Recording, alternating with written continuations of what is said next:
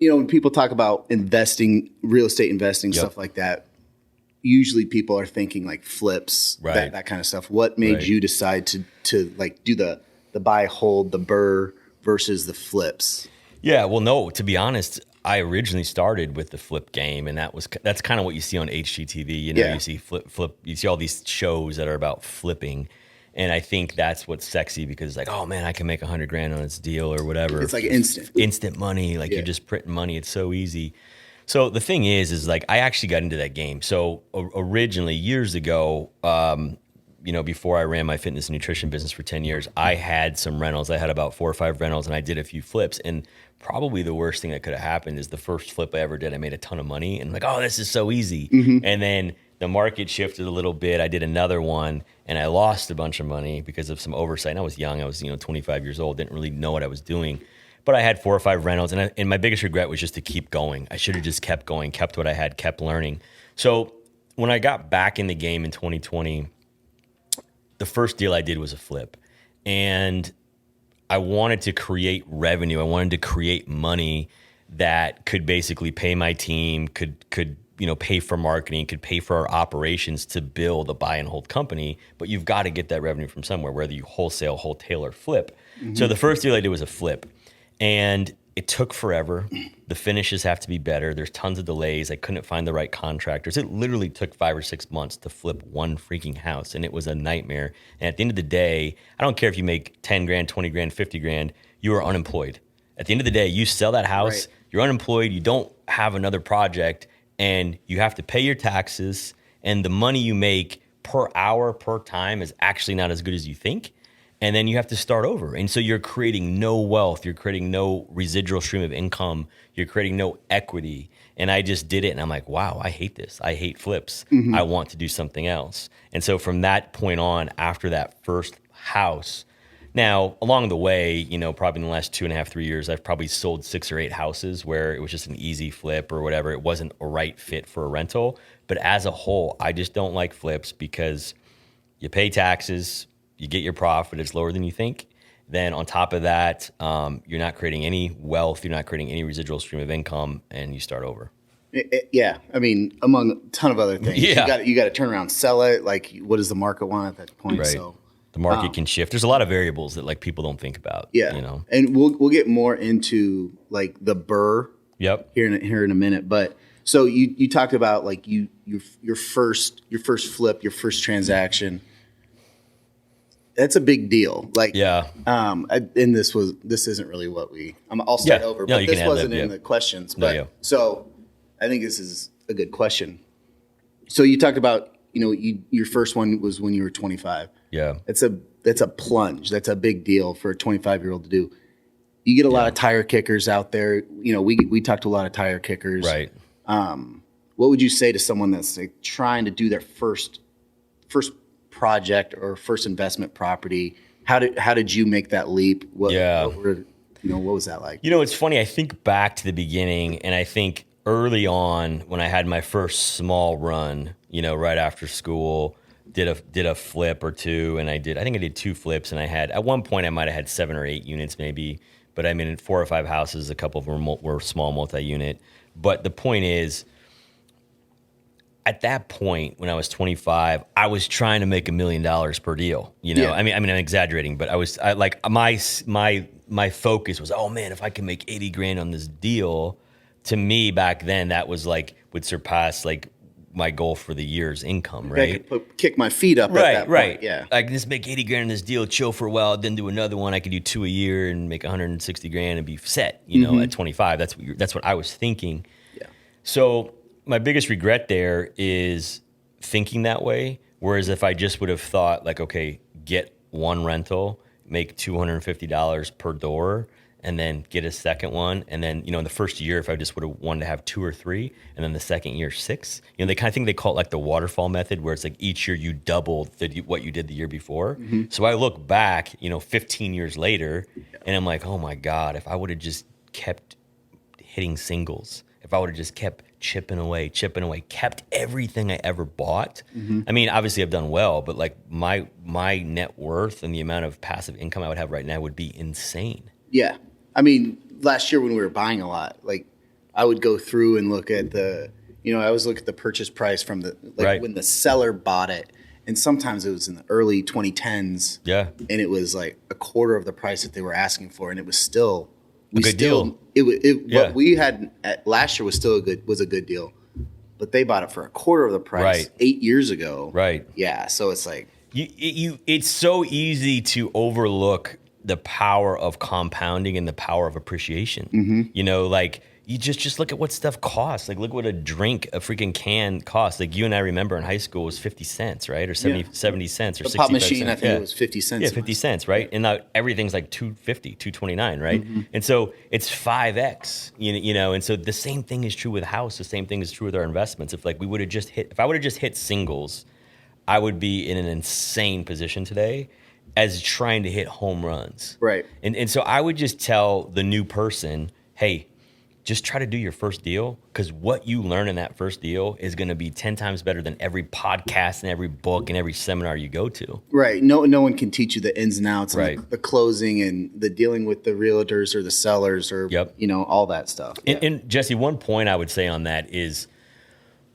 one thing that I wish I would have changed my mentality on a little bit is like, I think early on, I did really well, hit a few home runs. I thought it was easy. Then I kind of got bit on a couple flips.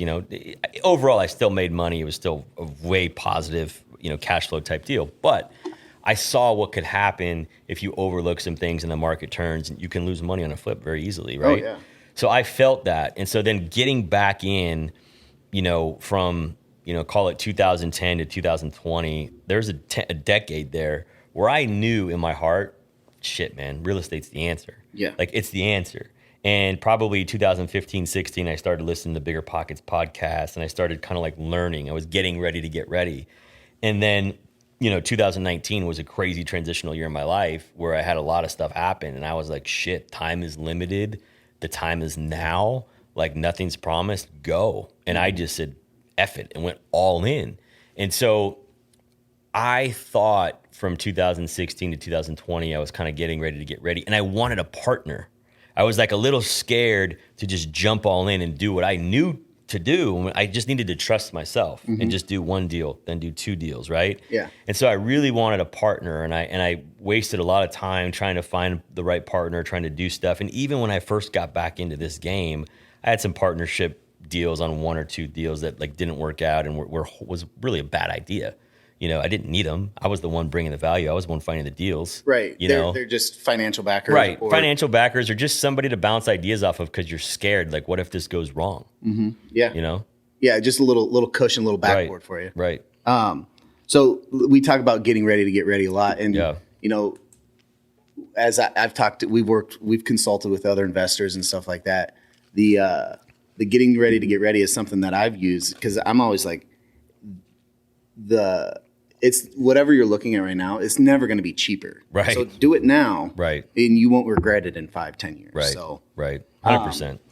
So, we kind of already touched on this. So we've kind of already touched on it, but the, how you started out, the beginnings of what you have going right now.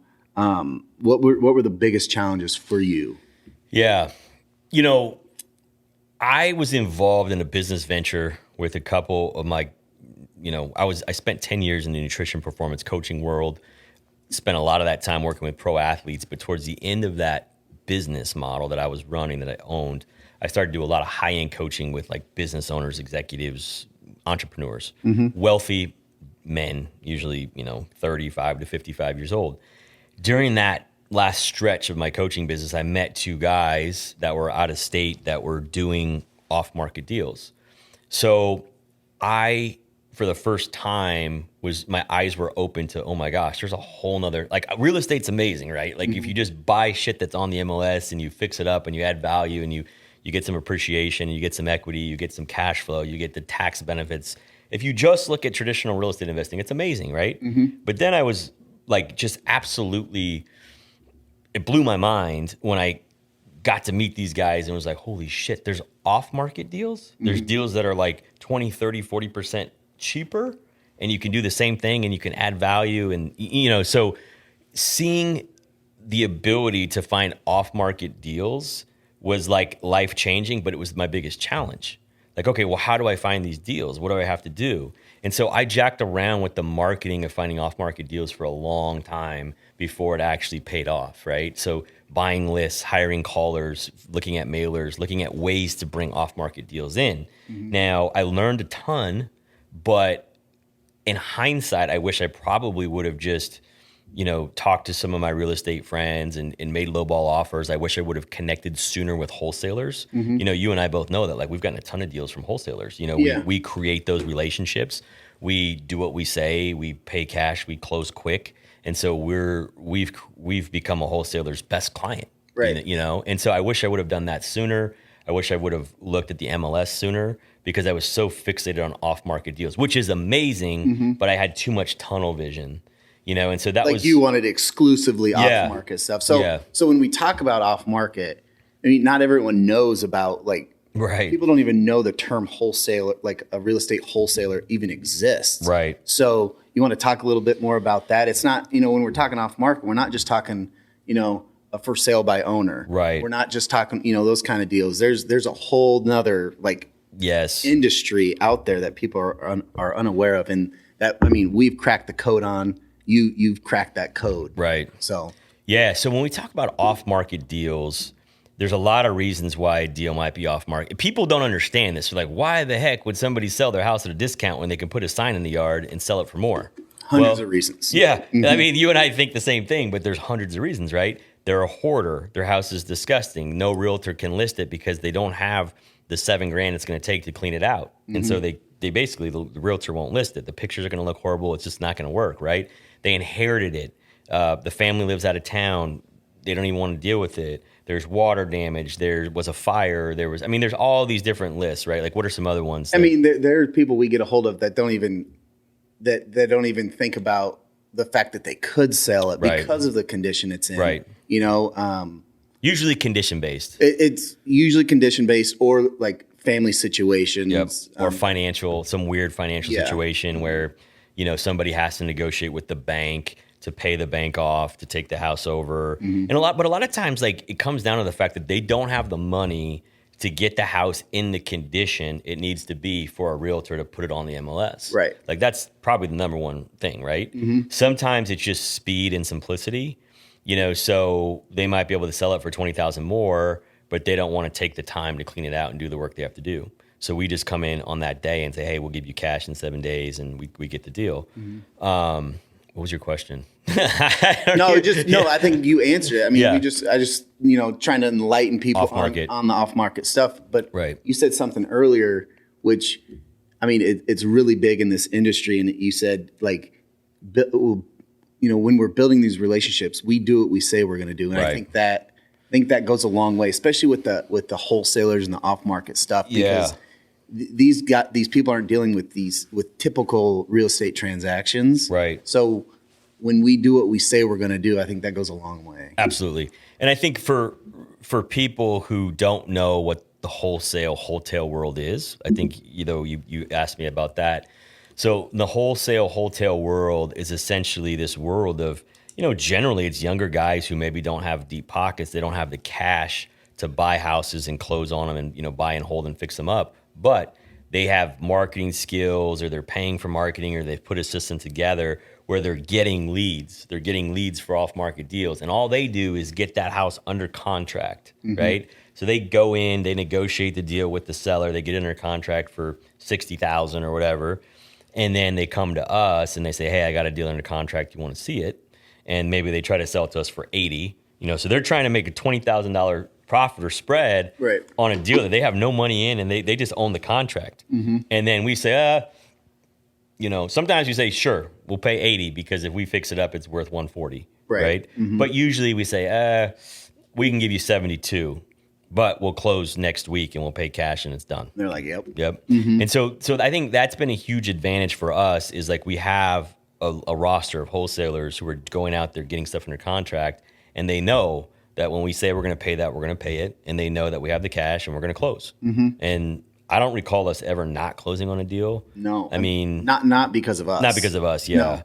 So, I mean, I think that goes a long way. It's just doing what you say and knowing that they can count on you. I mean, there's weird situations that happen title issues or financial issues with the seller. Those usually are bound to happen, Yeah. you know, especially with these off-market deals where, Right. you know, family member could be out of state, and that's one of the situations we didn't really mention. But so, you know, when we're buying these houses with like such great deferred maintenance, that's we buy the house, it's ours. We got to turn this into a performing asset at this point. Talk about the challenges you had early on establishing those processes from closing to getting it rented. You know, yes. So one of the biggest. So let me go back really quick and just I feel like I need to answer your previous question a little bit better. So the thing I would say, getting started, the biggest challenges in the game for me getting started were one, you know, finding the off-market deals like we've talked about, understanding how that works. Two, it was just the confidence to pull the trigger and trust my gut on deals, because you're like, damn, like this house could be worth 140. I'm getting it for 65. Like, what am I missing? You know, and that's the getting ready to get ready. Like, right. You know how many deals like wannabe investors pass up great deals. They pass up because they just they don't have that confidence. They've never done it before. But once you get that first one, you're like, okay, you learn a lot. You learn so much, and you think like, what am I missing? Like, oh shit, the foundation has issues. There's water damage, and it's fuses. It's not a panel. You know, you talk yourself out of it. But if you just do the freaking math, you're like, this is still a deal. Yeah. You know, so it's just, you know, finding those off-market deals and having the confidence to pull the trigger once you do find them. That was a big deal for me. And then a huge thing that was, I think people don't talk about this enough, is finding the right contractors. Yeah. This is a huge challenge, right? I don't give a shit if you can find 20 deals a month. You can't find contractors to do the work. Right. Right? So the biggest thing that I did differently than I feel any other investor that I know is I took a totally separate look at the contracting side, and you and I are going to get into this later, but I was like, man, like I just found 3 to 5 really good deals this month. Well, shit, you know, the average contractor is going to take at least 4 to 6 weeks, probably more like 3 months per project, right? That's a year. If I have 4 deals, that's a year. You know, I mean, it's laughable that it takes like the typical person that long because of what we've been able to do. Exactly. So, and so I think the biggest challenge was like, okay, I just found 4 deals. Well, if I only have one contracting crew that I trust, that's going to take me a year to rehab all those houses and get them rented. That's too slow. Like that's not a business. I mean, that's a hobby. That's something you could do on the side while you have a full-time job. Right. But so I struggled to find good contractors that I could trust. And when you look at contractors, there's this thing of like quality, speed, and price, right? So like not everybody's going to have all 3. So the best guys have super high quality, but they're really expensive and they're slow. Right. Then you've got the low end guys whose work is pretty shitty, you know, so their quality's low, but the price might be right and the speed might be good, or some variation of those 3. There's some like intersection of those 3. And so I was like, okay, this is unacceptable. And probably the biggest gift was the fact that like you came a little bit more from that world than I did with roofing, but roofing is like a day job, right? So we just didn't accept that like a project takes 4 to 6 weeks or 3 months. Like that was unacceptable. And so we're like, no, we're going to create our own crew. We're going to do this different. And so that was probably the biggest thing that I did that changed everything, because now we have an in-house crew of 20 plus guys that work for us full time. And we can turn a house, if it doesn't need permits, we can turn a house in 5 to 7 days. Easy, yeah. Easy. And people were like, what? How is that possible? Well, it's possible because they only work for us, and we control where they're going and what they're doing. And we've raised the bar. Maybe we have unrealistic expectations, but it's got it done. And that is the only way we've been able. I mean, most wholesalers couldn't do 100 deals in a year. We did 100 buy and hold in a year. Yeah. And the only way is because we have our own in-house crew. Right. I mean, me and you talk about this a lot, is that in-house crew, they got to be rock stars, or you got to have a rock star project manager, or, you know, we were talking about your ability to do things in-house. Right. So can you kind of go back and talk about how the relationship with your crew started? Right. And also talk about the the process, how the process has become more and more efficient. Right. Through standardized products and stuff like that we use on our properties. Yeah, and I think this is a huge thing that's overlooked. So most entrepreneurs are like big picture, big thinkers, risk takers. Like they have a vision, they have belief, but they're not always good process and system guys. Mm-hmm. And I think the only way we were able to do what we did is because you being a former military operations guy, your attention to detail is very, very good. My attention to detail is good too, but it's from a different background.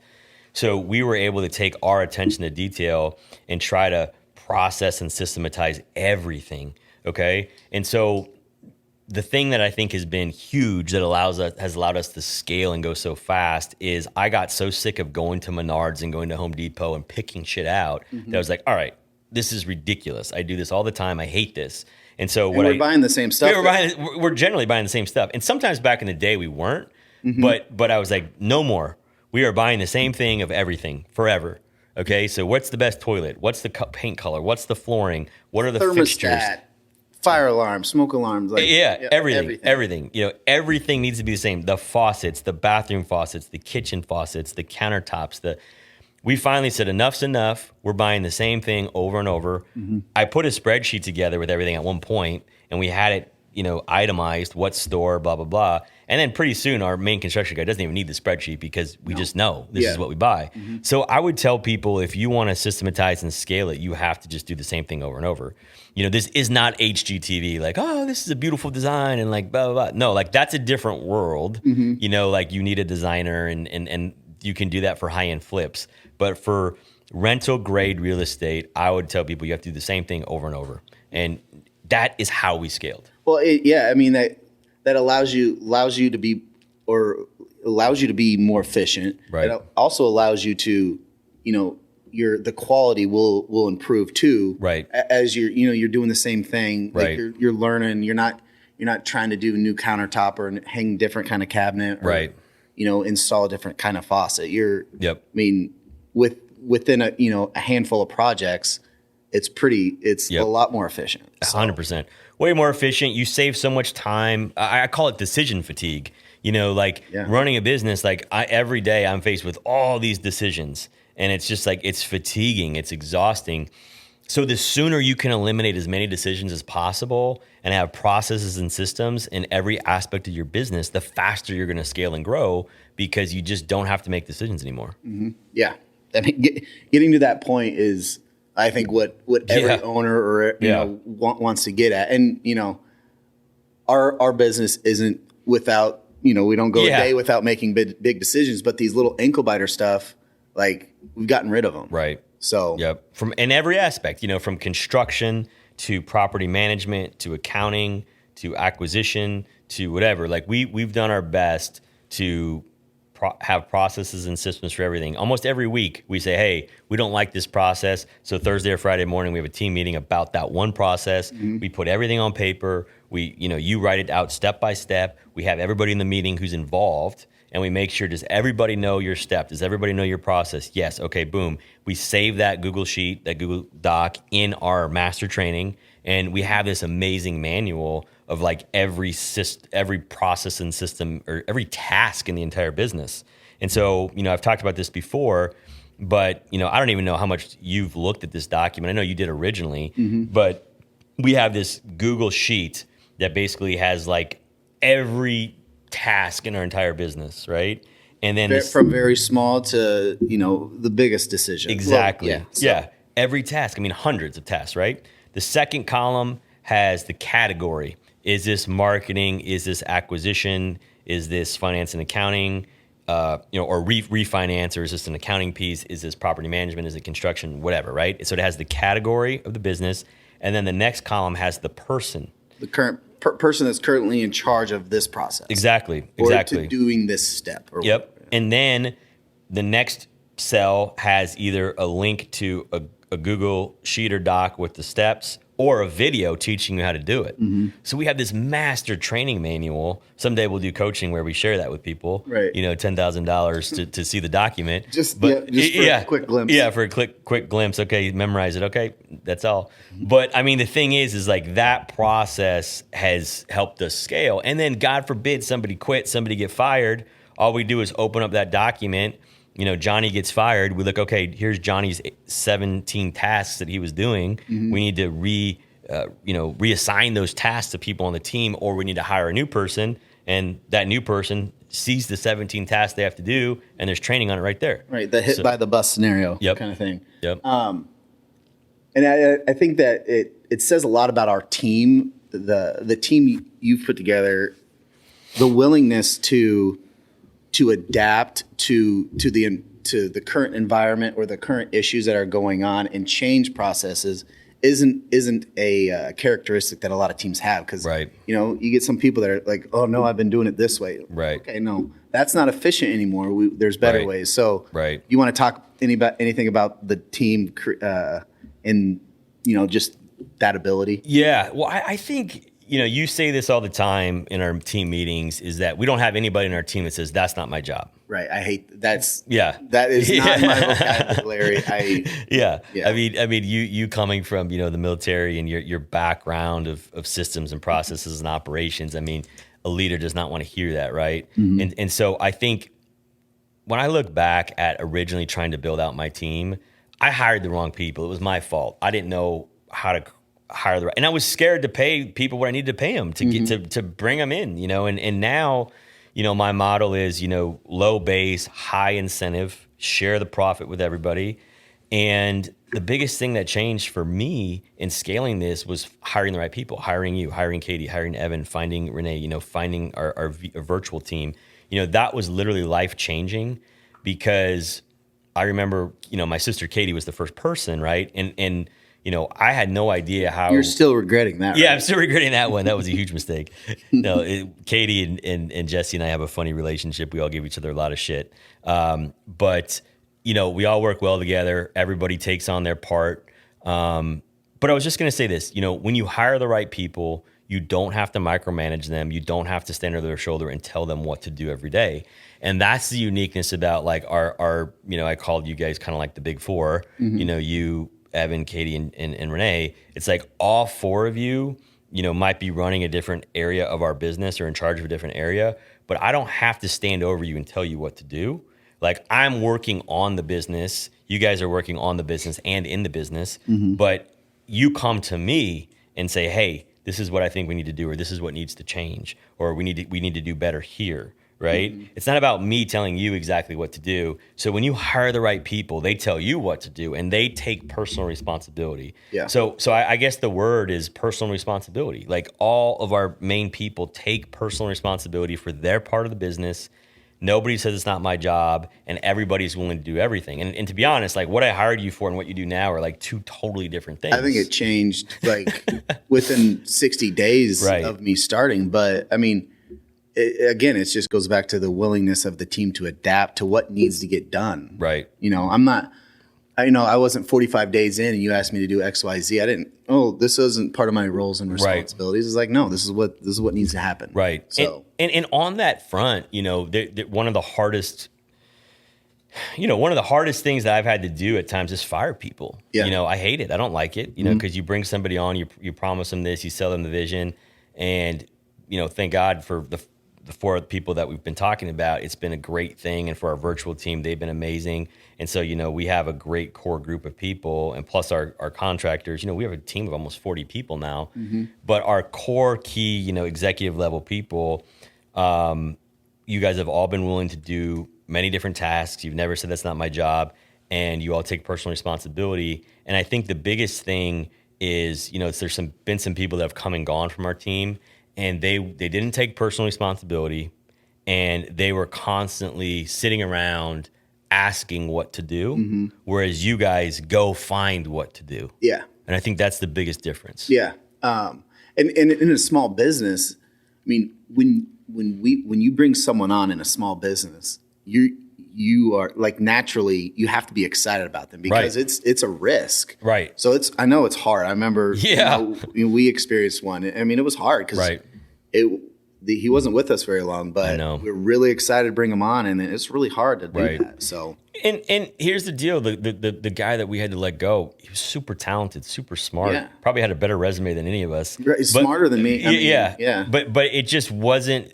Didn't have personal responsibility. Didn't have the follow through, and just didn't have the killer in him. You know, I mean that's. I mean, I got to be careful using that analogy with a military guy, but you know what I'm saying? Like, there's certain people that have killer instincts, and they have the ability that they're just fighters. They're gonna figure shit out. Mm-hmm. You know? You know, we've been talking a lot about successes and the great things that have happened. Yeah. Let's. Can you talk about some things that's gone wrong? You kind of hit on a flip early on that went wrong. But what about, you know, some of the lessons learned that, you know, you wish you didn't have to learn that lesson. You wish you could have learned it from somebody else. Yeah, I think the biggest one from a financial standpoint for things that I did that maybe didn't go wrong or weren't as big of wins as I want them to were certainly some flips that, you know, where you lost money. That was a painful learning experience. But I think equally painful was probably hiring the wrong people, bringing the wrong people onto the team. Because when you hire the wrong person, they become an absolute energy vampire. You know, like you are spending all this time training, mentoring, coaching them, and it's like beating your head against the wall because they're not doing what you expect. And then you start to think, oh shit, maybe it's me, maybe I'm not explaining this right. And then you spend more time and more time and more time, and you're investing all your time and energy into these people, and it's going nowhere. Right. So you're trying to create people leverage, you're trying to create a team, but you just have the wrong person. And so the biggest lesson, and you know, probably one of the biggest painful ones, is I had, you know, some people on my team for almost a year, 2 people that they just weren't the right people. Mm-hmm. They weren't the right hires. When I ran the job ad, I wasn't paying enough. I wasn't attracting the right talent. And then eventually I was like, all right, this has to change. And then I found a new way to compensate leaders, you know, and so the biggest painful thing is hiring people who aren't leaders, investing a ton of time and energy into them, and then waking up a year later like, holy shit, I just wasted all this time and energy and money in the wrong people. Now I got to start over. Well, and the biggest thing, you know, our biggest asset is time. I think like it's so I need 36 hours in a day to get done what I need to get done. So when you're talking about you know, discussing with other executive members you know, whether or not someone should stay on, that's just a waste of everyone's time. I mean, every minute you're talking to me about something is 2 minutes that we're wasting. Right. So yeah, like it's tough. So you didn't ask me the question. I asked you the question, but I would say this is a regret of mine. Yeah. And it's not even really a practice gone wrong. And I think you'll agree. Would your biggest regret in this real estate world would it be waiting 10 years to get back in the game when you knew it was the answer? 100%. 100%. I mean, look, I was running another business during the time. Mm-hmm. So like I was trying to create multiple streams of revenue, and I did. I had multiple streams of revenue through coaching, through some supplement companies, through online informational products. So I had 3-4 sources of revenue, but it wasn't like I just got burnt out on it, and it wasn't like really something that I could have true people leverage. I could buy assets that create wealth, you know? Mm-hmm. So 100%, my biggest regret is waiting 10 years when I knew real estate was the answer, and I was just kind of scared or hesitant to jump in because I had lost money before. Mm-hmm. And so I just had to get over that and go all in. And for me, it took basically facing death, facing a crazy life situation in 2019 where I was just like, fuck this, I'm going all in. Right. You know, and I accomplished my someday goal. My someday goal was like, oh man, if I could have 100 units someday, oh my God, I'd be set. Mm-hmm. You know, and I was like, that was my someday goal. And then I did that in like 22 months or something. We bought 99 in 2022. Yeah. So I mean, you know, we were one. That still bugs me. We're 99 in 2022, and we had one hanging out there. Yeah, we had one we could have closed. Could have, should have, would have. So our goal was 100 deals in 2022. 100 buy, keep units in 2022, and we finished at 99. That's a little bit of regret, but I mean, we could have just bought a trailer park or something at the end of the year. That goal kind of evolved. Yeah. I mean, I think we started with like a goal of 50. Yeah. And by July by May, I think we were there. Yep. So, what about, is there anything else you want to talk on that? I mean,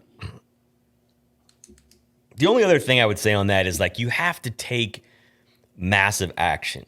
Like whether you want to be good at a sport, whether you want to be wealthy, create a business, it doesn't matter what you want to do.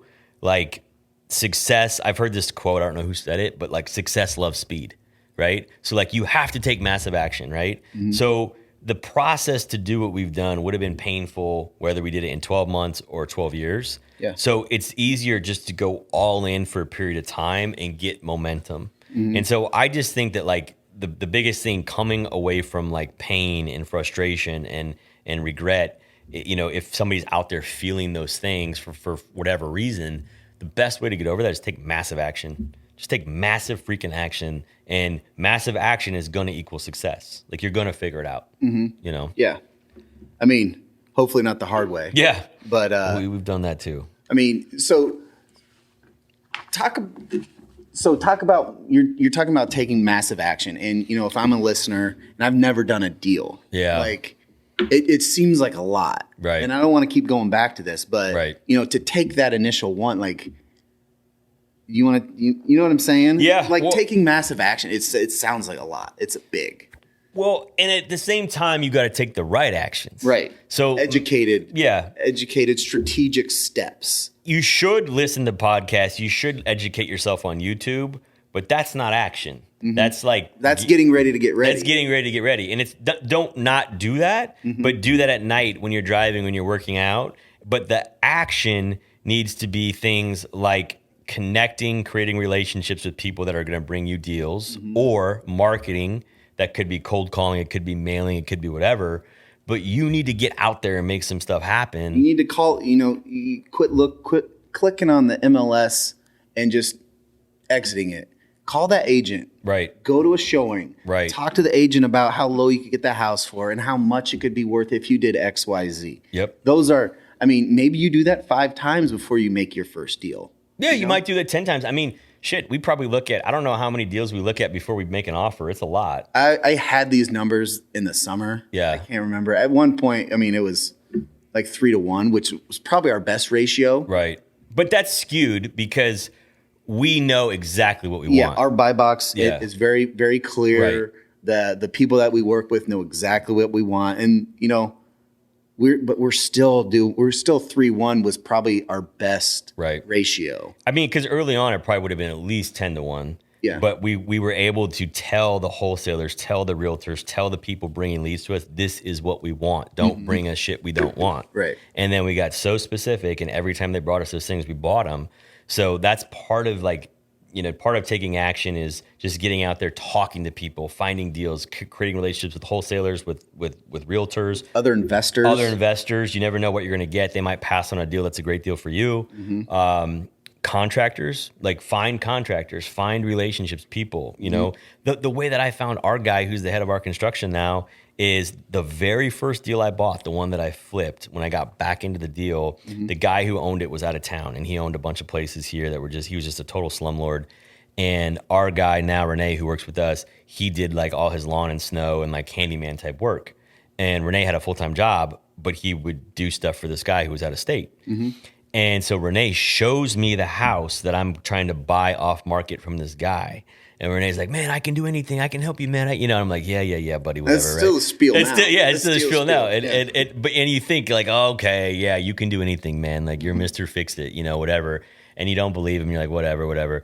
And finally, he just kept talking. I'm like, all right, I'll give you a chance. He wore you down. Yeah, he wore me down. And I'm like, can you do demo? Yeah, we can do demo.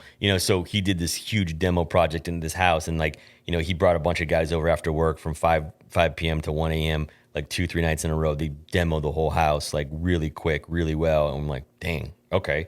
Hey, by the way, do you guys know how to do drywall? Yeah, we figured it out, you know? Okay, so then they do the drywall. I'm like, oh shit, we did drywall. Can you do taping and mudding? Oh yeah, we got guys who can do that. Okay, do that, you know? And then I just kept having it. They did the whole house. I mean, we had some, you know, plumbers, electricians, and some other people come in, but that relationship that I created, he really created the relationship with me, but that relationship that was created has been life-changing for he and I.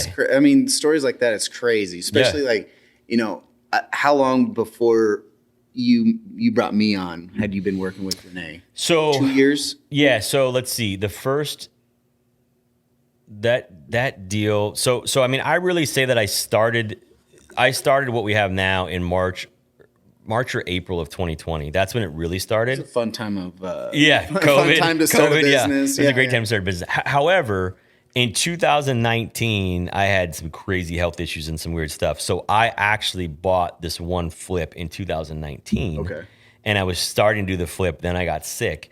So I met Renee at some point in 2019, probably like the summer of 2019. And then I didn't buy that house for a while. I negotiated it back and forth, but bought it like in the fall of 2019. I bought it, and then a couple of days later, I had surgery and was like out of commission for months. Yeah. So that doesn't really start like this business, but that started my relationship with Renee. It's crazy to hear those stories. And you've told me it before, but you know, now it's like we're like a family and we do we talking constantly. So it's just crazy to go back and realize that's how the relationship started. And so that's a good lesson. I mean, he hustled his ass off and he didn't take no for an answer, and he kept following up with me, and he kept saying, I can help.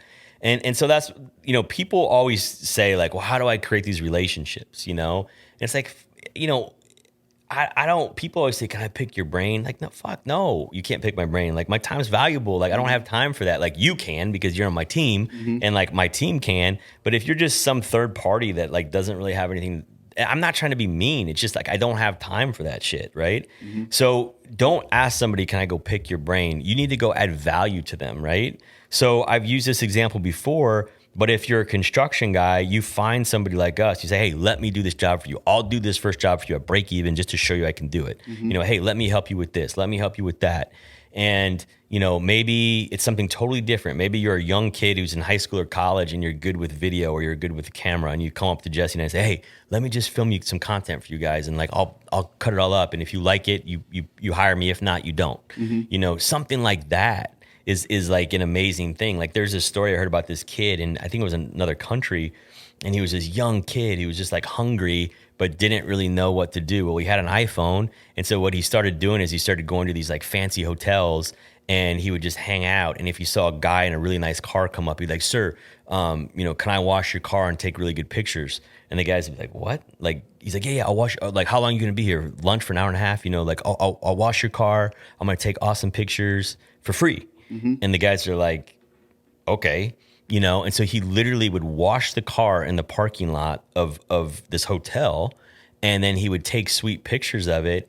And what he figured out is he loved cars. So he started an Instagram page with cars. He got their permission to post the pictures. If they had an Instagram account, he would tag them. If they didn't care. And then he started to realize, wait a minute, I have the email addresses of 150 of the richest dudes in my country. And so then he started to figure out what other avenues are there to like help these guys. So he did pictures for free. He started making money on his Instagram, and then he would email them the pictures he took. You know, so it's just like he just added value to these guys, something that seems so insignificant, but pretty soon he had a relationship with 150 really wealthy people. Well, it's hard. We talk about it all the time. It's hard to find someone that actually wants to work. People nowadays, like people, they don't want to have to do anything but get paid. So 100%. So I mean, we've talked a lot about processes and how you got started and steps that, you know, that people can take. Let's add a little bit of context. Yeah. Objective numbers that you want to share. So if we get into some like objective numbers and specific, you know, numbers and data from what we've done, I mean, it's kind of crazy because, you know, I think in 2020, when I first got this started, my goal was like, if I could do 20 deals this year, that'd be amazing. It was like 20 deals in 2020 and just to get started. And like for your first year, I mean, I didn't really get started until roughly April of 2020. So I was hoping to do 20 deals, and that was my goal. And when I said deals, I mean like either buy and hold or flip or wholesale hotel, just something, just what was a the deal. Percentage back then? Because of holds versus flips that you were doing. And did you have a goal? Were you like, I want to create wealth as in holds? Yep. Or you were still trying to hit home runs once in a while? No, or is that just a circumstance kind of thing? By 2020, I was like, all right, I want to buy and hold. I want to create cash flow. I want to create residual cash flow. I want to create wealth in the equity. I want to do cash out refis, which is a whole other thing we can talk about, how cash out refis work. And the cash flow is one thing. Building the equity every month that a tenant's in there is another thing that we'll talk about at another time. But it's a huge thing. Like our monthly debt pay down on 100, roughly 180 some doors, like it's massive, like it's massive, it's I don't know. I don't even know what it is. We'd have to figure that out, but it could be over 20 grand a month, probably more of like debt pay down like every single month. As far as like net income increase? Well, for the business or equity increase for the business. Yeah. It's substantial. So, so going back to 2020, I wanted to, the only reason I did flips or hotels is because I needed to create income to pay for the team. And so when I say pay for the team, I'm talking about operations. I'm talking about our marketing, our fixed business costs, our virtual assistants, the people to hire. I had to have revenue to pay for those people, because when you have 20 doors or whatever, like that's not enough cash flow to pay for an entire team. So you either have to have a bunch of bankroll behind you or cash that you've saved or whatever. And so I probably did. I think I probably only did about 5 wholesale hotel flips in 2020, and maybe kept 15 to 18, roughly, if I had to guess. And I also, being transparent with people, I mean, I had lived way below my means like for years and saved a fair, I mean, not millions, but I when I came into this business, I mean, I think I was willing to allocate a couple $100,000, plus some equity, and then I got some lines of credit to get rolling. And this was all that you were doing. That's all. You didn't have another job. This is what you were doing. And people ask me that all the time. They're like, "What else do you do?" I'm like, this is my full time. This is what we do. Right. Right. And I think that gives us a lot of credibility. I think, because when they're asking for consulting advice, or like, this is all we do. We do this not 40 hours a week. Right. We do it 60, 80 hours. Right. A week. So right. And people just don't get that. Yeah. There's a lot of people who have a job, make money, and they own some rentals. No, like, we own rentals. Like, we are investors. This is what we do. And we're also contractors, so that was a huge transition that was super helpful, is building out the construction arm. And we'll talk about that shortly. But if we just look at our numbers, basically, I realized real quick, I don't like flips. I don't want to do this. I want to create wealth. And so that's why we started doing the buy and hold. And so if I had a goal early on, like, man, like I said, if I could have 100 doors, kick my feet up. Yeah. Kick my feet up, do nothing. And now I've way surpassed that, almost doubled it. And I'm still working just, about as much. What was your 5-year goal? I think it was maybe the 5-year goal was 100. Yeah. 100 doors. Mm-hmm. And that seemed lofty. That seemed aggressive, And then we hit that in 22 months, and I'm like, shit, okay, now, we get close to 185, and we're still going. But we've kind of changed our goals for this year. That's market environment, and there's a lot of reasons why we've kind of shifted gears, but... Yep. So let me share, just to answer your earlier question, I'll share, I wrote these down, but, because everybody has to take this with a grain of salt, right? Like, if you're a normal person with a W-2 job, just go get your first rental. Just go get one. Just go get two. Next year, double that, right? That's a great model. And over the course of the next 10 to 12, 15, 20 years, you're going to create tons of wealth. Now, we had momentum, and part of the reason that we were able to do this, or I was able to do this, is because I actually did create multiple streams of income previously. So I had a residual stream of income from a supplement company and from some other things that I'd done where I'd saved money, where it was basically enough to cover my fixed expenses. So I kept my fixed expenses really low, And I'm like, okay, I got this covered. Now I can, with the money I saved, I can double down and go all in and build this real estate company. And so again, 5-year vision, roughly 100 doors. Well, it turns out, in 2020, let's see here. Okay, so 2020 is when I got started. 2021 is when I hired you and Katie, right? Mm-hmm. 22 is where Evan came on board. So if we look at 2022, the end of 21, the beginning of 22, that's when we got huge momentum. So January 1 through June 30 of 2022, we bought and held 75 doors. So that's paced to do 150 in a year. Right. I mean, I think our gray hairs are proof of it. Yeah. So we had an insane 6-month period in 2022. All of those were huge cash out refis. We had insane momentum. In the entire year of 2022, we did 99 doors. And again, we do doors, but we don't own any apartments. So these are single family duplex. Four or less. Yeah, 4 or less. We only have 1 fourplex. And I think in 2022, a lot of the majority of them were single family. Single unit. Almost all. All. Mm-hmm. And then I looked back and there was a period of time from September of 21 through August of 22, that 12-month period, we did 126 doors. Yeah. And so, at one point we were on pace to do 150. We did have a 12-month period where we did 126. And again, when I look at this, like, I think that you and I, when we look at the culture of our team, I probably had like unrealistic expectations, mm-hmm. but you didn't know any better to say that they were unrealistic, and neither did I. So we just did it. Yeah. I mean, I didn't wake up trying to hit a goal or anything. I just woke up. Our mentality was no stone unturned. Like, right.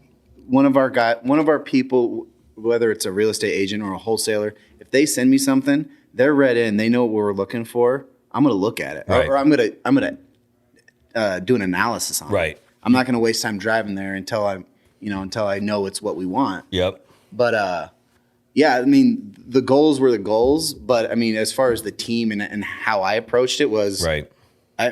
I'm buying good deals. I don't care if we can only get 25 doors, we're only going to get 25. Right. You know what I mean? Right. But the environment, everything, if we could have done 200, we would have, but right. They were 99 doors that I feel very confident. Let's go about 97 of them. Yeah, there's a 2 we wish we wouldn't have bought. There's a couple, but I think that's a pretty damn good success rate. Right. So, well, let's talk a little bit about our criteria. Like this has changed, guys. So we're talking about 2022 criteria. Interest rates were still low, but it was not a buyer's market by any means. It was a seller's market. 100%. And yeah. People talk about like, oh, like you hit the momentum perfect. Well, yeah, it was good timing because interest rates were low, but there was no market in the country where sellers were motivated.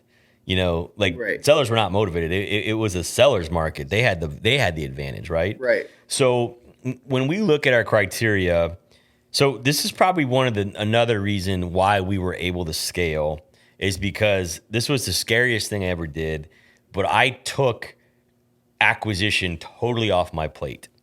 And that was like the scariest fucking thing ever because I can't even I think back to kind of when that happened and I didn't really think twice about it back then because you were still mentoring me for a long period, but I mean you kind of gave me the keys. Right. I mean, and I remember even like one or two of my mentors were like, whoa, are you sure you should do that? Mm-hmm. Because when we say acquisition, we're talking about like deals come in, we have initial conversation, initial analysis, we make a decision pretty quick. Do we want to go see that or do we not? And I handed it 100% over to Jesse. I said, all right, I'm no longer going on acquisition appointments. First we went on some together and we now analyze them together. And then pretty quick, I just trusted Jesse, and I'm like, he's got a military background. He's a trustworthy guy. He has an appraiser background, so he knows values.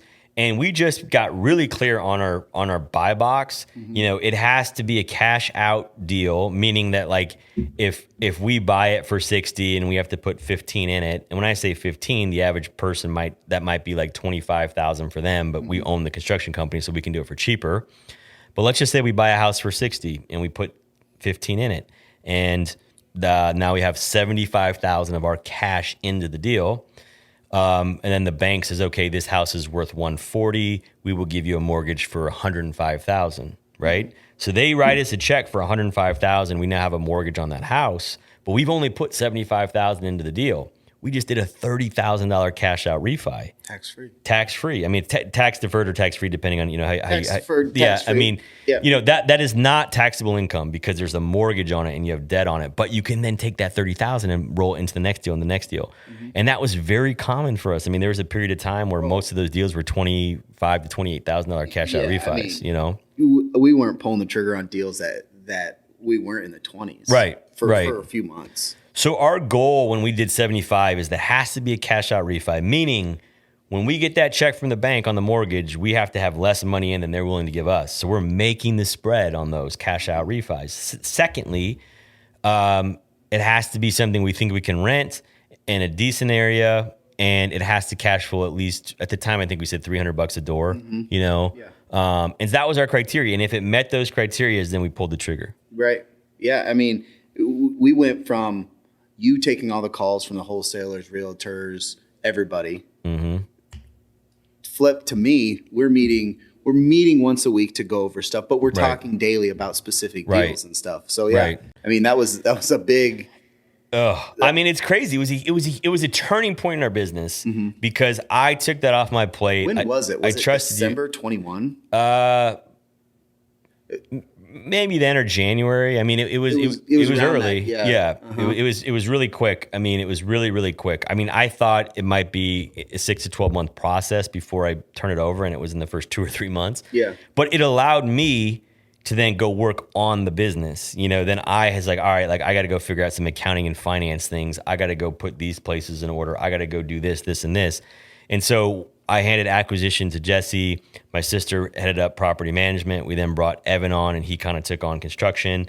And so each one of us had a different specialty within the business, and we had somebody running each area. So again, just delegation. The point is, if you're a business owner or an entrepreneur, the only way you can scale to the next level is handing stuff off to people you trust and bringing people on your team that you trust. Yeah, I mean, create other leaders. You just can't, I read and seen a lot about this is you can't do it all yourself. You have to have other leaders within your company. Right. And I see guys in this business today who are super successful, but they've been doing this 10, 15 years, and they still go on acquisition appointments. Mm-hmm. And I'm like, what are you guys doing? Like, you have to find a partner. You have to find somebody you trust that's doing that, because there's I mean, that is the highest value thing in our business is acquisitions.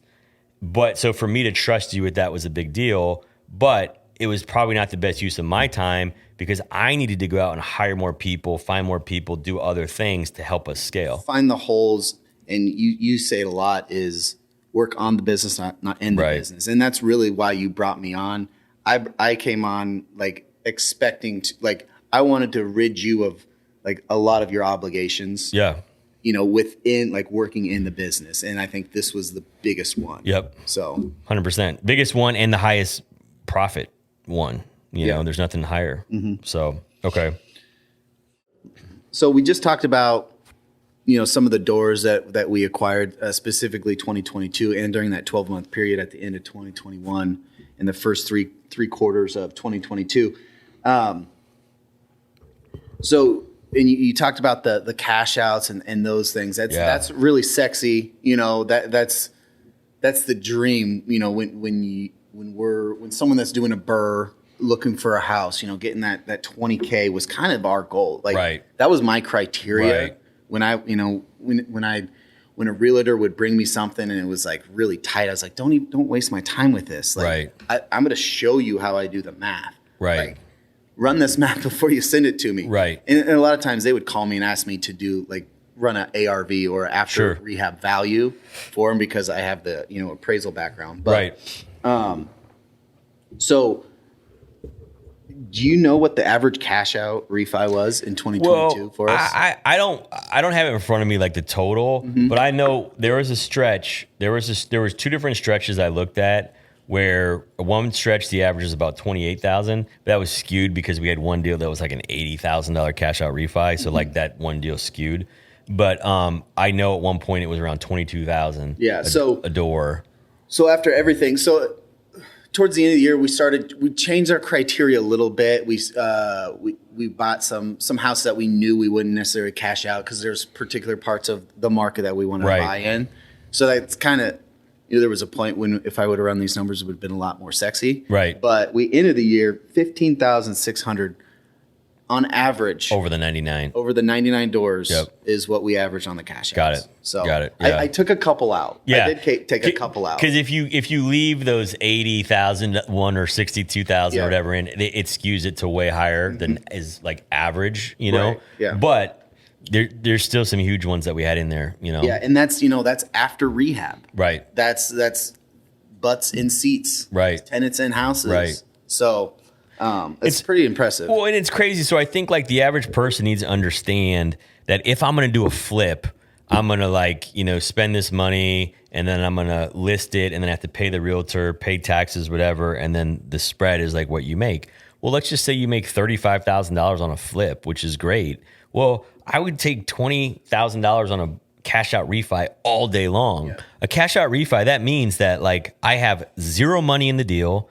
I just made $20,000 of cash out money that's mine that I get to keep in my business, do whatever I want with. It's tax free. Mm-hmm. Then I have the appreciation of the property. It's going up in value. You still have the asset. You still own the asset. Yeah, you still own the asset. So you have zero money in, and you're getting the appreciation. You're getting the cash flow. Our average per door at one point was over 300. Mm-hmm. And so you're getting that 300 per door. Well, what's your internal rate of return or what's your cash on cash return? It's infinite because I have zero money of my money in this deal. Right. I just did a big cash out. It's appreciating and I'm getting cash flow monthly. So that's an amazing thing that most people don't get. Plus you have the tax benefits of the depreciation and other things. There were a handful of times last year that I called you about a property.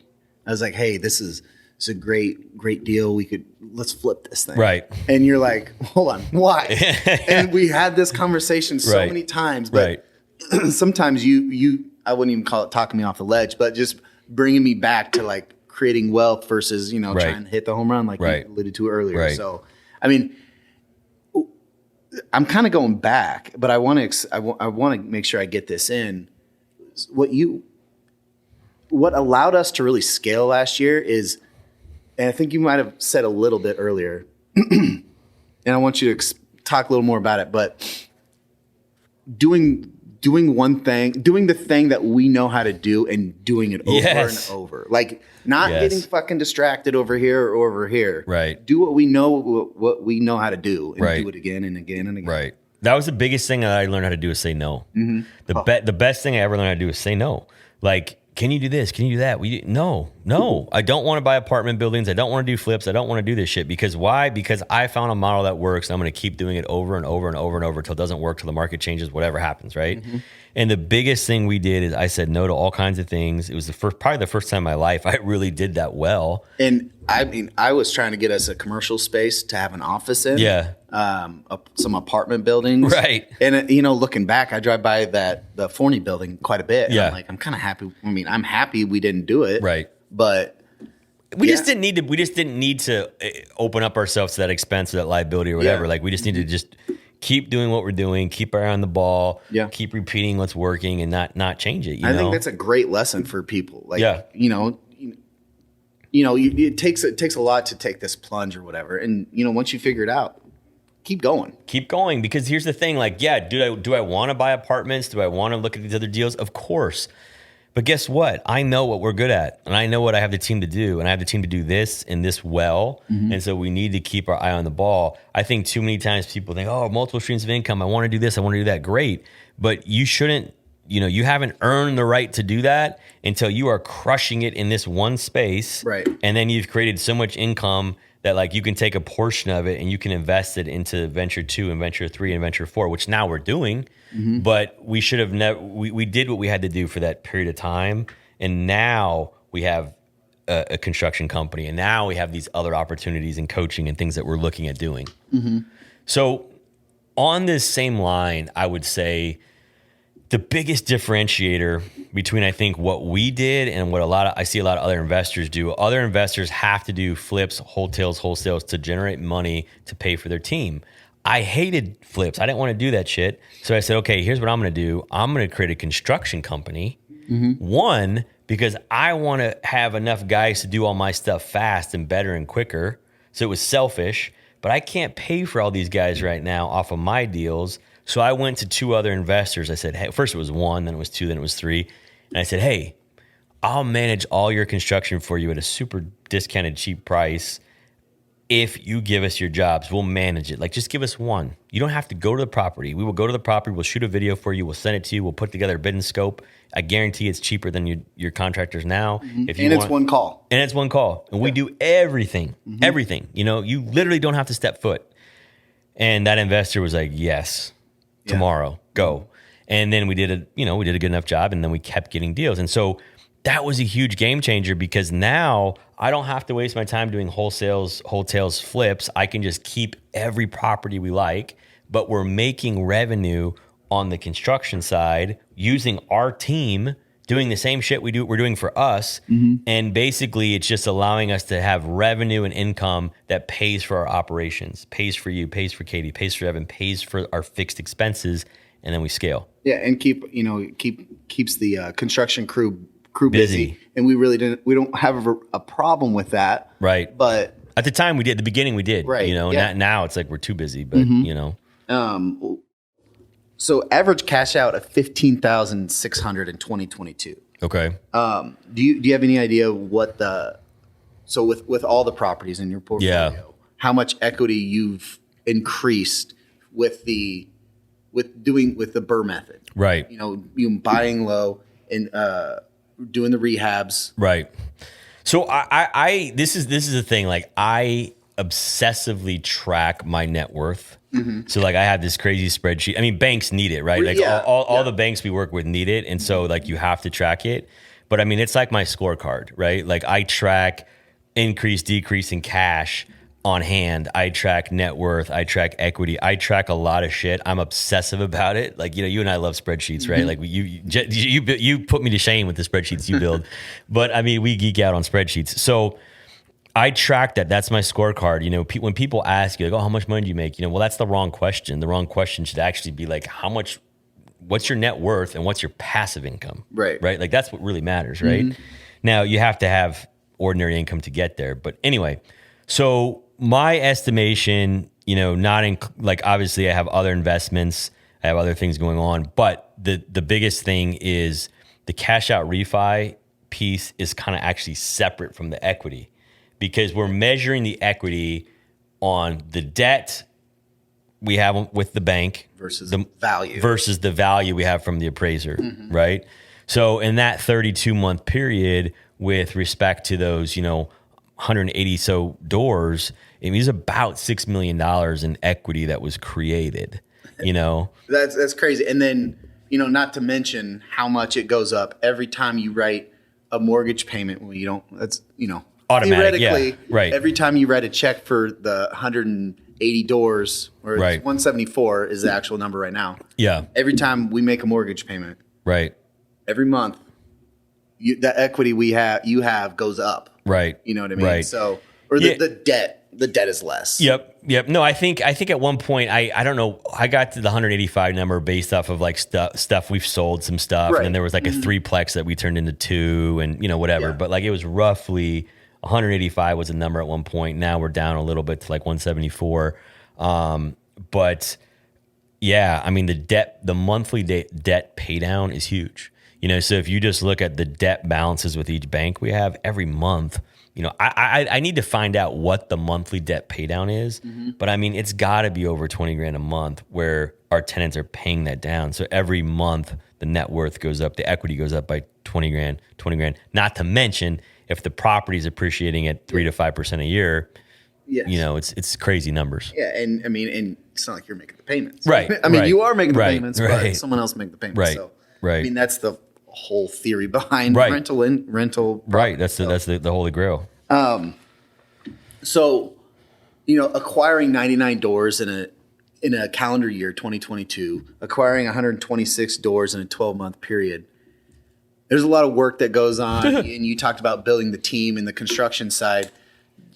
Can you talk a little bit more about the stabilization? Me and you talk about stabilization is like a key term that we use, and by stabilization, you want to explain what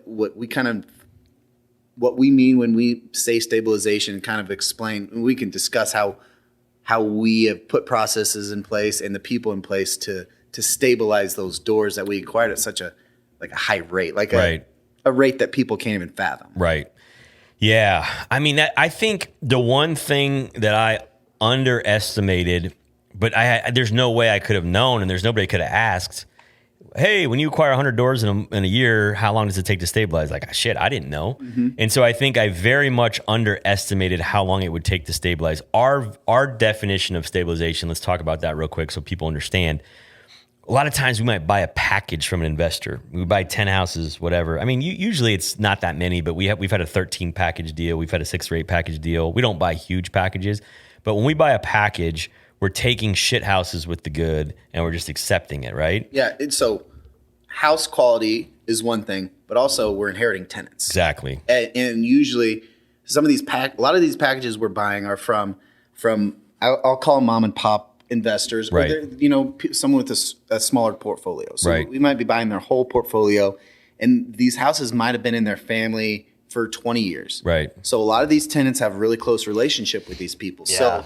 So when Joe goes to sell his 10 properties, this is what we experienced last year, that he goes to his tenants and be like, hey, I'm getting out of the rental game. Let's sign this 12-month lease. Right. $600 a month. Right. 600 when it should be 13 or 1,200 or at least 1,000. Right. So when we close on that, we agree, we take on that lease. Right. So, yep.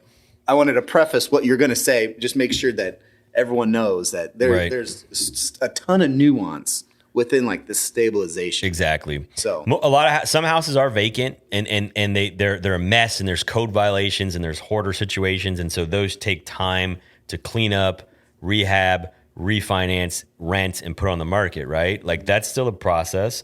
And then there's other stuff that's even worse, which is the occasional tenant who hasn't paid rent. The landlord's just frustrated, doesn't want to pay the legal fees, doesn't know how to evict, is scared, is frustrated.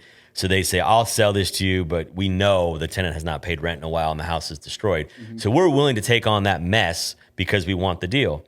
And so sometimes that takes time. We have to start the eviction process. We have to try to negotiate with them just to be reasonable and get out. If they don't, then we have to go down the eviction pathway. That takes time. Then once we get them evicted, then we have to start the rehab process.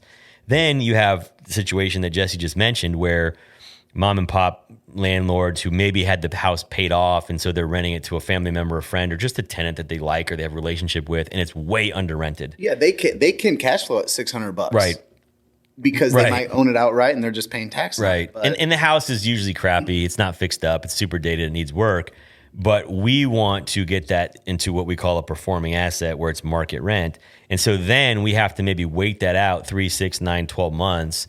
Then we have to give a non-renewal to the tenant. We usually try to give them 90 days and say, hey, we're sorry. We want to fix this house up. We want to get what the market rent is. You can stay and we'll fix it up, but the market rent's going to be this. Sometimes they say, sure. Mm-hmm. Sometimes we say, hey, you can stay and we won't fix it up, but we're going to need to charge this. And sometimes they accept that. But usually we just say, hey, this is what we're going to need to get. We're going to fix it up. If you want to move out, you can. We're giving you notice. And they generally say, yeah, we're out. Mm-hmm. So that stabilization process from the time we buy a house, the time we get it fixed up, the time we get it performing, market rent, cash flowing, it's taken way longer than expected. And so, even as of today, Jesse, I don't know if you know what our numbers are, but we have a lot of houses that aren't quite our average cash flow per door is still well over 300 per door, but we have a lot of houses that are actually break even or losing. Yeah. Not a lot, but a percentage that are break even or losing because we still need to get those old tenants out, fix the house up, raise the rent. Yeah, I don't know. I don't have numbers in front of me, but obviously we both know they're out there. And I mean, it's a huge focus in 23. Yeah. Our main focus, we have not bought anything in 23. We really haven't bought anything the last month or two of 22, really. And so we're on about a 4-month stretch of stabilization, and we're focused on growing our outside construction business. But stabilization just means getting all the houses performing optimally and increasing our cash flow, increasing our debt service ratio, and getting the portfolio looking really good to the bank and financially. Right. Okay. So it's funny. So Jess, you've mainly been asking me questions, but I think I sort of know, but I would love to know this. So we met. I ran a job ad for, I think the job ad was director of operations. I think it was director of operations or COO or something. Operations, something with operations. Yeah. And it was real estate related, get in the ground level, small real estate firm, blah, blah, blah. And, I had a lot of applicants and, I was actually considering the person could maybe not be here. Like it could maybe be a remote position because at the time I was like wanting somebody to like run our meetings and run the financial stuff. Anyway, met you and I'm like, holy shit, this guy's perfect. Military operations, plus you ran a high-end, roofing business, plus you were getting your appraiser's license. So, I mean, like if there's ever a perfect guy for the job, it was you. But I mean, you've had a whole nother career in the military. You've done well. Obviously you have your pension retirement there. And then, you had different things you could do that would make a lot of money. When I first hired you, fortunately, the numbers that I showed you were low and you far exceeded them, as far as income for you. Yeah. But I mean, I think I want to know, and I think for the guy watching at home who's just like in a position where they want to find a hire, they want to find a guy like you. What made you join our team? What made you want to do this? Okay, so funny story. I'm a big 49er fan. Yeah. All right. Huge 49er fan. Almost to a point like where it's embarrassing. But anyway, Kyle Shanahan, as you know, is the coach in San Francisco. So I had like an alert out for operations type jobs. And I was working as an appraiser and I was working with the roofing company. Right. And I was on like the VA board in Pot County and all this. Right. I was doing a bunch of stuff. But so I scrolled, daily I get these emails and I just scrolling down. I saw the Shanahan. I'm like, oh, that's kind of interesting. So I just kind of like flagged it or started or something. I don't remember. And a couple days later, I circled back and I was like, let me look into this. And that's kind of like, that's what caught my eye. To tell you the truth, was the last name. The last name. Which is amazing. Yeah. Because I, like, thinking back, I don't know if the ad would have caught my eye if it wasn't for your last name. Right. So, hey, sometimes that works. Yeah. So, I mean, but the job itself obviously intrigued me. I have a bachelor's degree in accounting. And then when I was in the military, I was running operations. Yep. Then I did the exterior contracting when I got out of the military, and I was working on my appraiser license. Right. I had a certain level of appraiser's license at the time. Sure. So it was a perfect fit. Everything that I'd done post-military career, and even when I was in the military and going to school, like, I mean, it all just kind of lined up. And then I met you and we hit it off. So, I mean, it was easy. Yeah. It was just funny. Like, people ask how I found you. Well, it's like, I mean, I interviewed a bunch of dipshits before I found you, but I mean, for real, it was like, oh my God. Like, after I saw your resume and then I talked to you, I was like, it's done. Like, if this guy wants a job, it's his job. And then it was just, so I was actually went to Cabo. So I think that's right. I interviewed and I left for Cabo like the next day. You were gone for like 10 days or 7 days or something. For a while. Yeah. So, and I remember that I think we're still, I don't think you'd give me like an answer at that point, but I remember at Cabo, I was like talking to my wife. I'm like, I think I'm going to get an offer when I get back. Right. And, like, I think this is what's going to happen. So, but that's like, funny. So, I mean, the world of real estate always interested me. That's kind of why I went the appraisal side. Post-military career. It just seemed like a natural fit. Right. And then obviously, some of the stuff that we talked about as far as like ability to progress and like working for a small company is something that I wanted to do. Right. I feel like the military is kind of like corporate America, or at least what I was doing. I was an infantry officer, so I was in the woods doing the dirty stuff, but also towards the end of my career, I was doing a lot of operation stuff, like working in the office. So that felt more corporate. Kind of wanted to work for, somewhere where I had the ability to grow and actually like make an impact. Right. So that makes sense. Yeah. Yeah. No, it's a perfect fit. I mean, it was pretty crazy how, everything in your past just like lined up. Yeah, I mean, like, it is a perfect fit. Mm-hmm. Like, it seemed like I'd been preparing to do this for a long time. Right, 100%. When you look at it on paper. And then I think like, again, if my advice to like somebody who's not as far along as we are, or no matter what business you're in, you know, the biggest thing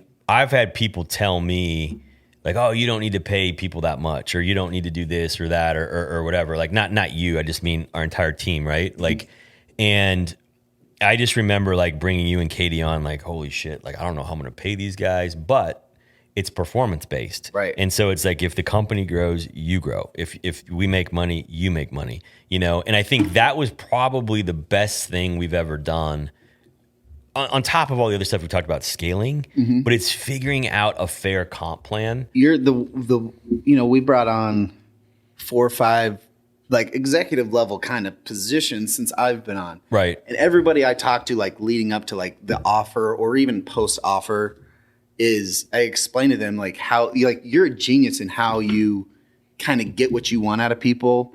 Yeah. Like by incentivizing them to do what you want them to do. And now, I mean, I've kind of molded my mentality or my like the way I look at stuff like that the same way. Right. But it's genius. Like, okay, you want someone to go out there and find people to lease houses. Okay. Right. That's how you're going to be incentivized. Right. Like, you're going to have a low base. Right. You're going to be able to pay your bills with your base. Right. You want to make some money, do what I say. Like, right. Not do what I say, you do what makes money. Right. Do what drives revenue. Do what, like, and when I was in the military, we were evaluated based on commander's priorities. Right. Your priority is right. XYZ, and you're going to incentivize XYZ to get done, and they're going to do it. I mean, it's simple. Right. Well, and it's genius at the same time. No, you know? well, no. I mean, I appreciate you saying that because it took a long time to figure it out. Mm-hmm. And then I think when you came on, I had it figured out a little bit, and then you and I have changed it a bunch, and we've tried to figure out how we can improve it. But my whole motto was like, all right, the only way I can get to the next level is if I find people that I can show them a way to make 6 figures, multiple 6 figures. That's the only way I can recruit people like you and like our team, right? Mm-hmm.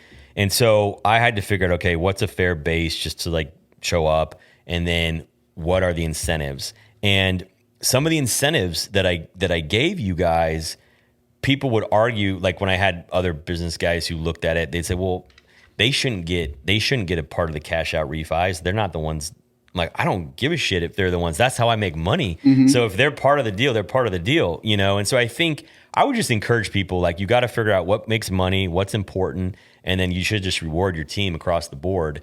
And I think that's the cool thing is like with you, me, Katie, Evan, and our top team members, you know, some of us have more control over the things than others, but we share it. Yeah. You know? Yeah. I mean, you know, I used to be in like full control right. of what I was incentivized for. And now I'm trying to think, I really don't. I mean, I have control to a point right. where, you know, where I'm building the agenda, making sure deficiencies are identified and efficiencies are highlighted and, you know, all right. that kind of stuff. But right.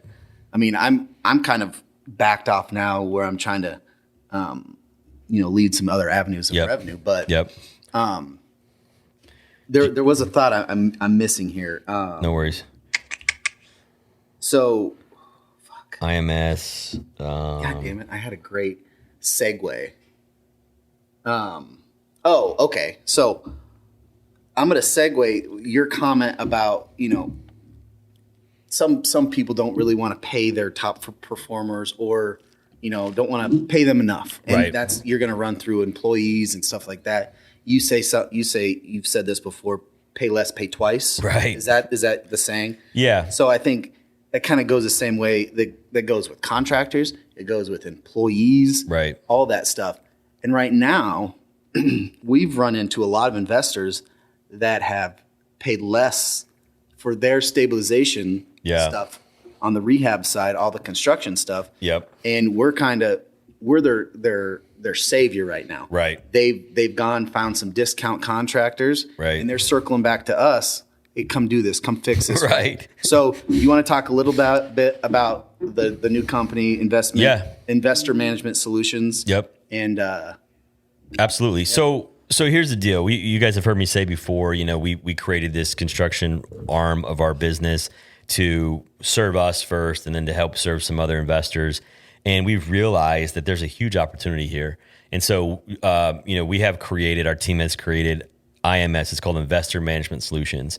And so we are a general contracting company, licensed, insured, bonded, and our focus is investors. Okay.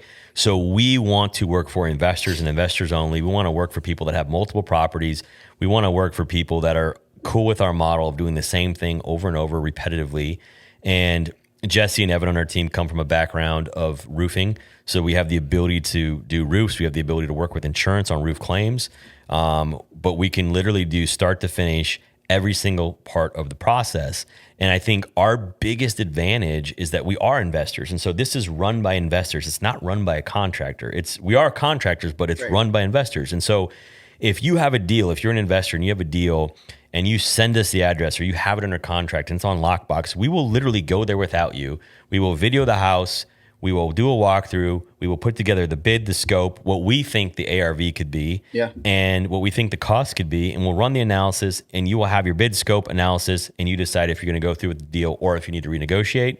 The day you close, we'll have construction lined up, and we'll do everything. Yeah. I mean, so right there, you talked about consulting, which we do for other investors. Yep. And you talked about, the hardest part, you alluded to, or we talked a lot about, the hardest part was, finding this team. And look, we got a team. Right. Like if people are, we have I work with 5 to 10 investors on a monthly basis. Yep. Depending on their workload and the projects that they have going on. And yep. I mean, they couldn't do what they do without us. 100%. So, yeah. The consulting side is great. We're able to pull the ARVs, right, after rehab values, and kind of tell the investor or the investor what that potential property will have, that be able to tell that investor what that property would be valued at, right, after we do the rehab. So, I mean, we can't promise anything. We're not the bank, but you are an appraiser, so we can pull comps and show you our best guess. We're just going to run the analysis we'd run for ourselves, right? And we're going to give it to you. Yeah, and that's kind of how I approach all our meets with the investor, with other investors, and going through their properties. I mean, I look at it like if me and Terry, if we're going to buy this house, or if we were looking at this house, would I buy it? Right. Yes or no? You know what I mean? Right. And obviously they have different criteria and their buy box is a little different. So, but we get to know them and we know what they're looking for. So, right. Like I said, we're working with 5 to 10 investors on a monthly basis. Yep. And I think, we've definitely probably had about 10 investors we've done work with. I'd say our top 3 are probably 80% of our business. Our top 1 is probably 60, 70% of our business. But, we're looking for other investors who want us to take this off their plate in Omaha, Council Bluffs, surrounding areas, and scale it. And even if you have, your core crew in place, we can do roofs, we can do bids, we can do scopes, we can do whatever piece you want of it. And a lot of times we just tell people, hey, give us one house. Let us try one deal for you. We'll show you how we do it and see if it's a fit. Yeah. Right? Add value. We're the hungry kid with the iPhone cars. Washing cars in the parking lot. And that's what it comes down to. Like, there's no doubt in my mind that we're adding value every time I talk to an investor, even if I don't go to one of their houses. Like, we're having conversations, we're talking, we're bouncing ideas off each other. So, I mean, the consulting aspect is invaluable for the other investors, because a lot of times we're dealing with the same kind of issues. Right. So, right. And I think the biggest thing is, like, we have relationships with our in-house crew that does demo and drywall and paint and basic stuff. And then we have, when we need the licensed contractors on plumbing, electrical, HVAC, we have those. We have massive foundation. We have small foundation guys. We have roofing. We have all the relationships in place. They've worked for us. Here's the other thing is, like, when we look at this over the last, almost, it's less than 3 years, but we're approaching, we're a couple months short of 3 years since I started this. Mm-hmm. And, we've done over, probably between 250 and 300 construction projects. Yeah. If we look at our stuff plus other investors plus the houses we've sold, it's close to 300. Yeah. And so I was looking at the numbers. It's over 250. And then that's not included about 100 unit turns. Right. Like simple unit turns for an out-of-town investor that has someone move out. Right. Hey, can you slap some paint on the wall and clean it up, or or whatever the scope of work is. Right. We about 100 of those in the last probably 18 months. That's crazy. Yeah. So we've done a lot of deals. We have a lot of experience. And here's the deal.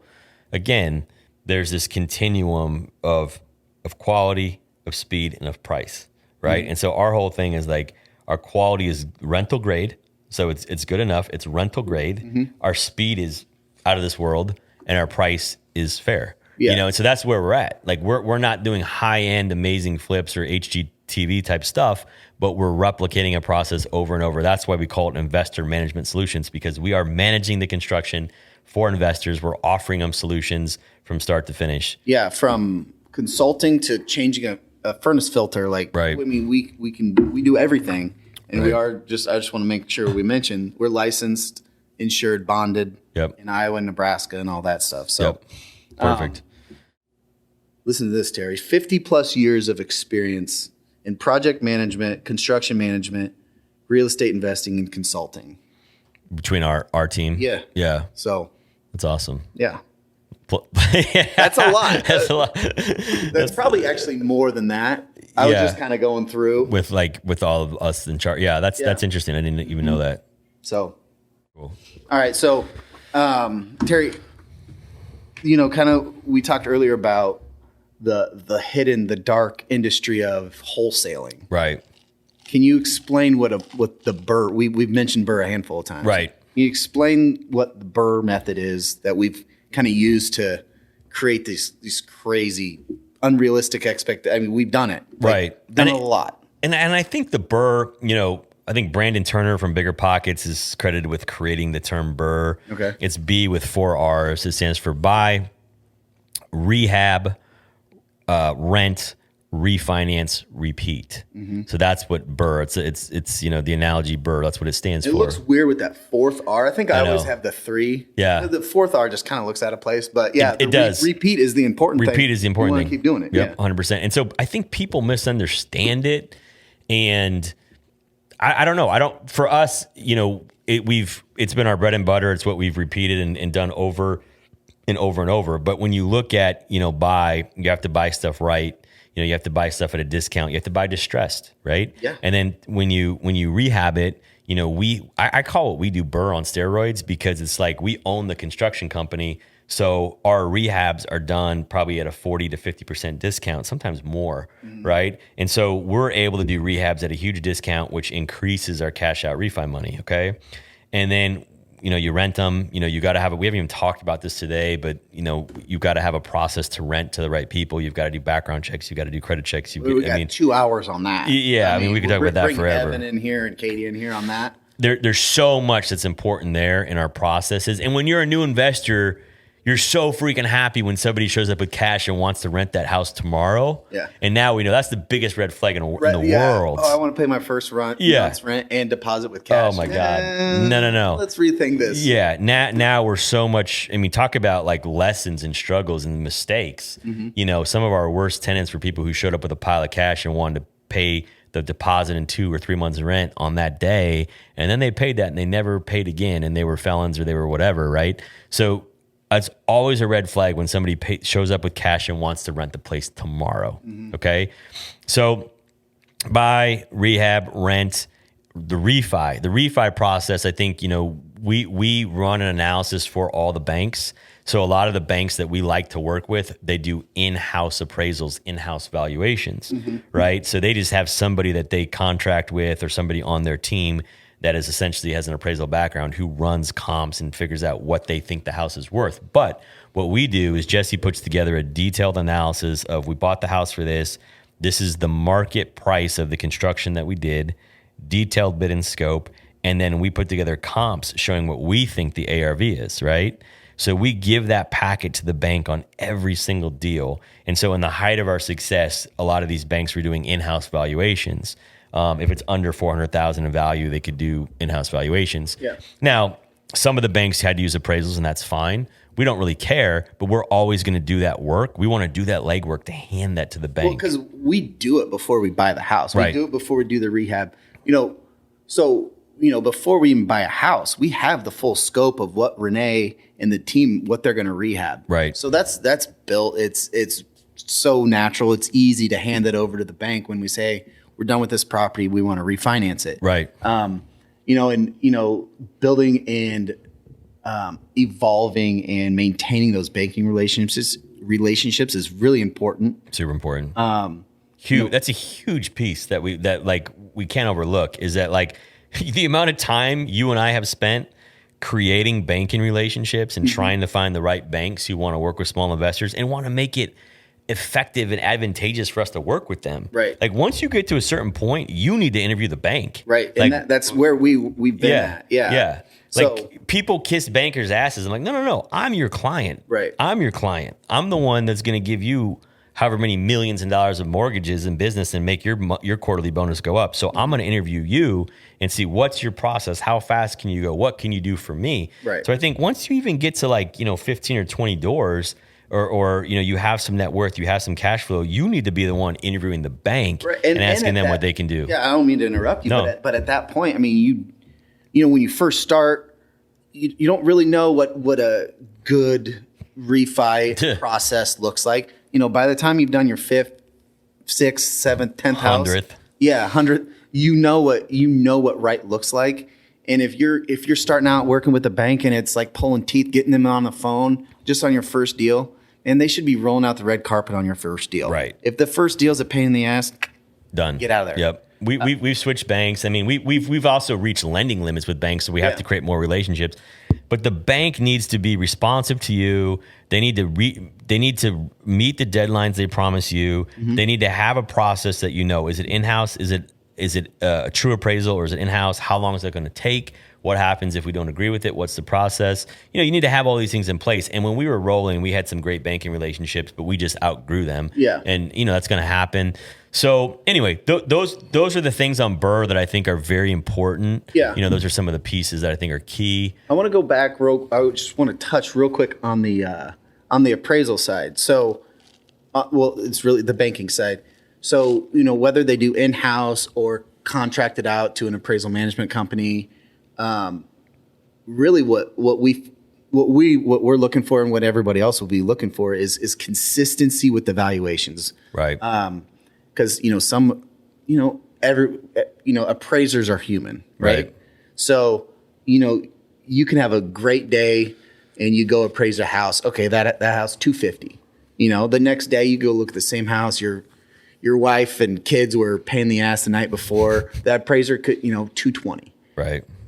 Just because we're human, there's rules and regulations that are in place to help eliminate a lot of that. Right. So find that was.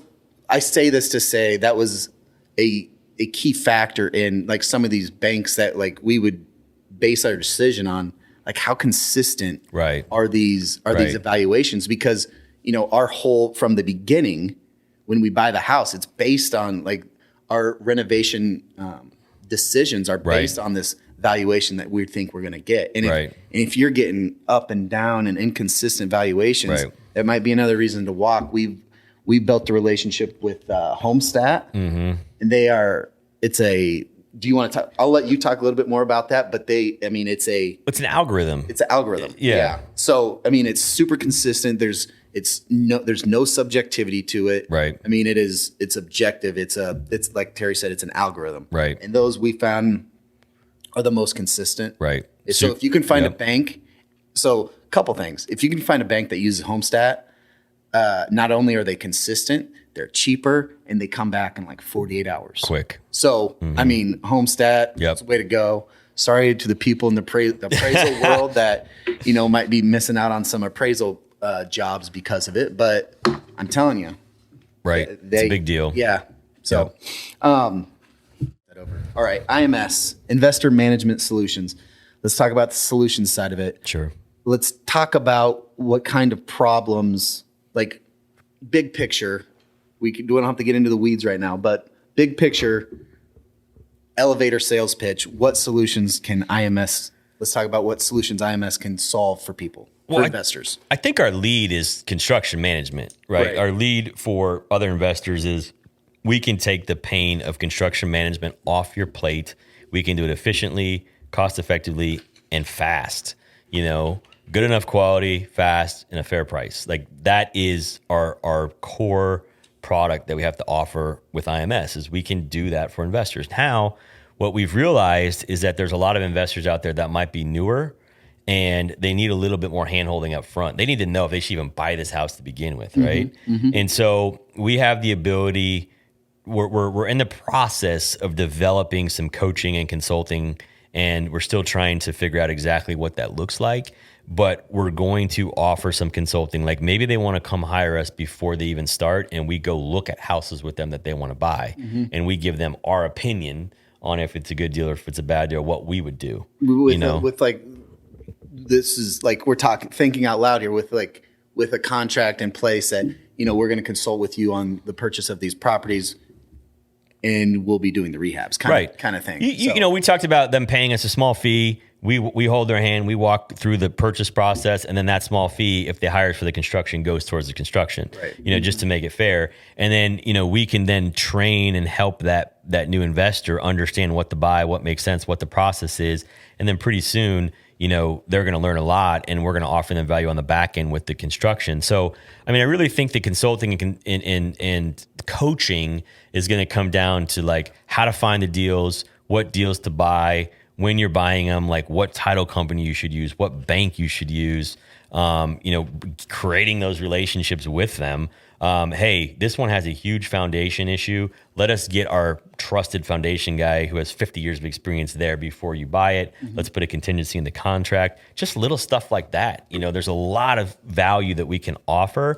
And then there's probably things where, a foundation issue or a plumbing issue or something that scare the shit out of people. They walk away from the deal and we're like, no, that's no big deal. We got a guy that can do that for $4,000. Right. There's stuff that I thought was a $20,000 problem that is a $4,000 problem if you know the right guy. Right. And even like one of the better deals I think we made last year was a house that we had a $28,000 foundation fix on, but everyone is so scared of foundation issues. Right. We got the house so cheap. Right. We obviously calculated the repair of the foundation into it, and we cashed out like $30,000 on it. Right. So, right. A lot of people walked away. Like there's a reason we got it for so cheap, is because everyone was so scared of it. Yep. 100%. And so, and we're also doing work for other investors, specifically out of town investors, but also a couple in town investors that have properties that have just failed inspections, and they just don't have the people capable to get through those inspections and get the house blessed off by the city. Yep. And that could be code violations with the city. So another reason why people don't buy stuff is because if the prospective house on the market or off market that they're trying to buy has code violations, that eliminates most buyers because they're scared. Right. We can help you with that. Now, on the reverse side of that, after you buy it, you have to have rental inspections with the city. We can help you there too. Yep. So these are just things where we have the team, we have the experience. We don't offer property management right now, but we offer construction management consulting, and we'll take your projects and we'll do them. And we can, some places are super easy cosmetic turns where you don't need permits. Some stuff you do need permits, but either way we can handle it. We have the right people. Right. And we've talked about relationships a lot. I think some of our most important relationships are the relationships with the city of Omaha Council Bluffs inspectors. Right. Little advice, if you're not going to use our services or whatever, that's that. But show those inspectors that you care and you want to get your name off their shit list. Right. That's how you build those relationships, and that's where we're at with all these inspectors. They trust us. They know that if we show up to a property for an inspection, we're going to get it done. Right. They're not going to waste their time coming back for a reinspection because they know when they come back, it's going to be done. That's a key point. Is like I used to be super intimidated by city code violations, whatever. And it's to the point now where we've done enough of them where like you got, Katie, Jesse, Evan, you guys have the cell phones of these guys. And like, it's not a big deal. They just want to know that you care and you're trying. And if you show them that, you show them respect, pretty soon, I think those guys start to show you more respect. And it's just like, hey, all right, let's just get this done. Some of them have an ego and some of them have like a power trip and they want to scare people. But I think once they know that you know your shit and like you're legit, like they're going to offer you that same respect. Well, it's just not all investors care to fix the problems. Right. So when they meet us, even if the guy does have an ego problem, which I really don't run across a lot of those guys, but we care. So we want to get off their list, and we do plan on and intend to fully like get out of their shit list. Right. So For sure. So